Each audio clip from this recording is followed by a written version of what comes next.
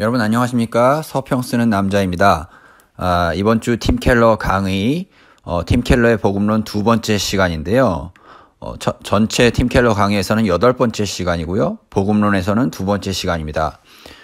이번 주부터 팀 켈러의 복음론에 대해서 본격적으로 네 가지로 나누어서 팀 켈러의 복음론이 생각했던 청중, 그리고 팀 켈러의 복음론이 이해하고 있는 죄의 문제, 복음이 해결해야 하는 문제, 팀 켈러가 그것들을 어떻게 이해하고 있는지, 그리고 그것들을 바탕으로 1과 2를 바탕으로 켈러가 생각하는 청중과 그들이 가지고 있던 문제를 바탕으로 켈러가 복음을 어떻게 표현하는가라는 게 이제 세 번째로 우리가 다룰 것이고, 네 번째로 마지막으로 이런 이렇게 복음이 선포가 되었을 때 어떤 결과가 나타나는가, 복음을 들은 사람들의 삶에서 어떤 결과가 나타나는가, 이렇게 네 가지를 가지고 제가 팀 켈러의 복음론 강의를 해보려고 합니다. 이 네 가지는 오늘 당연히 다 할 것은 아니고요.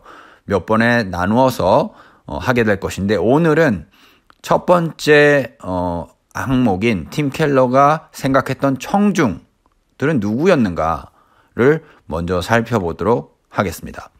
자, 다음 슬라이드로 넘어가 보시면 켈러는 어떤 이들을 자신의 복음 표현의 청중이라고 상정하고 있는가 이렇게 돼 있죠.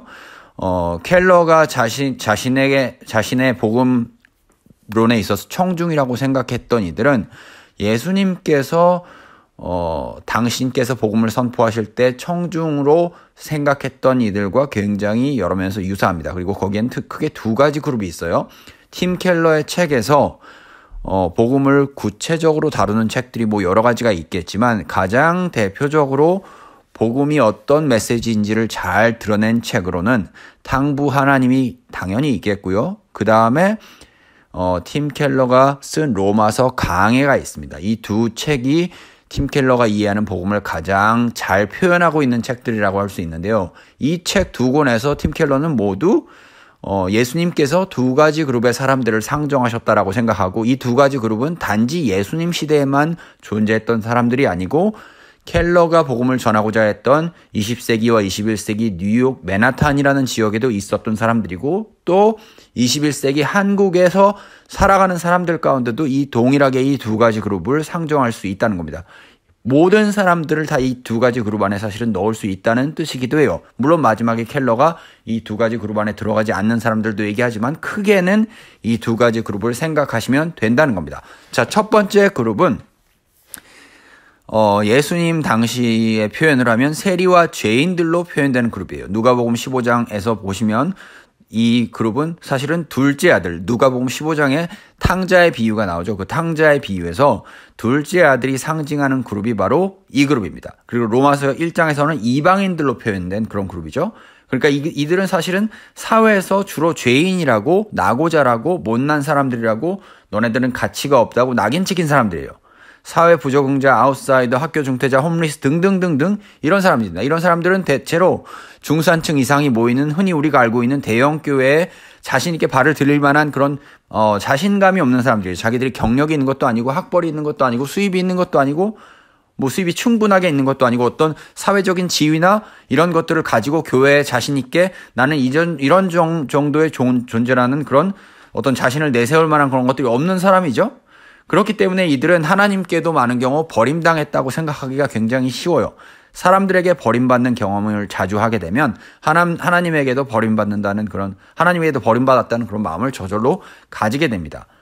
그리고 이들은 계속해서 떨어지는 자기 자신들의 자존감을 세우기 위해서 교회 안에 있는 사람들, 엘리트인 사람들, 실력이 좋은 사람들, 꼭 교회 안에 있는 사람들이 꼭 그런 사람들은 아니지만 대체로 인사이더들을 얘기하는 거예요. 정치적인 인사이더들, 문화적인 인사이더들, 자기들이 인정받고 있고 자기들의 존재 가치가 충분히 사회에서 받아들여지고 있고, 자기들은 이것만으로도 굉장히 존재할 가치가 있고 사회에 기여하는 것들이 있고, 그래서 자신들에게 굉장히 자신감이 많은 사람들 있죠. 그런 사람들에 대해서 이런 그룹 1에 속해 있는 사람들은 그들이 위선자일 거고, 파보면 분명히 구린대가 나올 거고, 더러운 존재들일 것이고, 여러 가지로 분명히 어두운 면이 있을 거라고 생각하면서 자기들의 존재를 약간 이렇게 자기들의 존재 가치를 한번 세워보려고 하는 그런 경향을 가지고 있는 사람들이죠. 하지만 그럼에도 불구하고 이들을 지배하고 있는 대부분의 어떤 정서는 나는 못났고 약하고 패배자고 실패자고 나고자고 하는 그런 정서가 굉장히 강한 사람들입니다. 이런 사람들이 예수님의 청중이었어요. 또 켈러의 청중이기도 합니다. 이런 사람들에게 전해주시는 메시지가 있다는 거죠. 그 메시지가 어떤 것인지에 대해서는 다음에 살펴볼 거고요. 자, 두 번째 그룹은 바리새인들과 율법교사들로 표현되는 사람들입니다. 큰아들이 상징하는 그룹이고요. 로마서 2장의 유대인과 바리새인들입니다. 엘리트이고 사회적 성공을 거둔 그룹이고 권력자, 부자 등등등 교회 안에 있는 사람들, 교회 안에 있고 우리가 하나님의 인정을 받았고 우리가 교회에서 열심히 하나님을 섬기고 있는 것만으로 하나님께서 우리를 사랑하시고 다른 사람들보다 더 우대하시고 더 특혜를 주시고 하는 그런 생각을 은연중에 갖고 있는 사람들이죠. 그렇기 때문에 그룹 1에 속한 사람들을 무시하고 우월감을 가집니다. 사실은 이후에 말씀드리겠지만 복음을 믿게 된다는 것은 이런 우월감을 버린다는 뜻이기도 하거든요. 그래서 이 두 가지 그룹이 있다는 것을 알아두시면 좋을 것 같아요. 그리고 마지막으로 이들 두 그룹밖에 없느냐? 이들 두 그룹 외에도 사실은 그룹 2에 속한 사람들이 그룹 1이 되기도 하고 그룹 1에 속한 사람들이 그룹 2로 가기도 합니다. 사회적으로 도덕적으로 흠이 없어 보이는 사람들이 종종 말도 안 되는 죄를 저지르기도 하지요. 목회자들이 성범죄를 저지르기도 하고요. 2010년에서 2015년 사이에 나온 통계를 보면 목회자들이 전문 직종에 속한 사람들 중에 성범죄를 가장 많이 저지르는 직업군 1위에 뽑혔어요.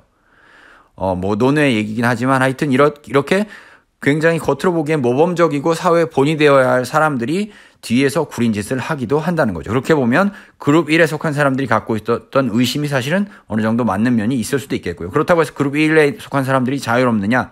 이 사람들은 자기들이 외적으로 명백하게 드러나는 잘못들을 저질렀기 때문에 그래서 그것 때문에 거기에 눌려서 자기 자신들을 온전하게 바라보지 못하는 사람들이죠.